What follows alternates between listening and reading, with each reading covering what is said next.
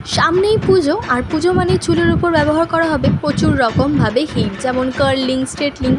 তো এগুলো থেকে নিজের চুলটাকে রক্ষা করার জন্য চুলটাকে আগে দিয়েই তো মজবুত করতে হবে নাকি, তাই জন্য একটা দারুণ প্যাক নিয়ে চলে এসেছি। প্রথমেই নিয়ে নিয়েছি 2 চামচ আমি ফ্ল্যাক্সিড, তারপর 2 চামচ চাল, 2 চামচ কালো জিরে, 2 চামচ কিন্তু মেথি, তো তোমরা ভুলবে না, আমি ভুলে গেছি। তারপর এটাকে জলের মধ্যে নিয়ে আমরা ভালো করে ফুটিয়ে নেব।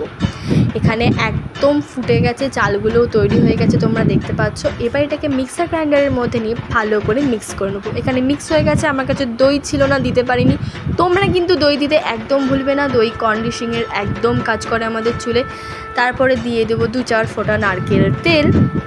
আর এখানে আমাদের প্যাক একদম রেডি। আগের দিন চুলে ভালো করে তেল দিয়ে নিয়েছি, দেখতেই পাচ্ছ তোমরা। নিজে একা হাতেই চুলে প্যাকটা দিতে হচ্ছে, কেউ দিয়ে দেবার নেই, যতটা নিজে পারছি। তো এখানে আমার পুরো প্যাক লাগানো কমপ্লিট। 1 ঘন্টা মতন আমি চুলে রেখে চুলটা শ্যাম্পু করে নেব।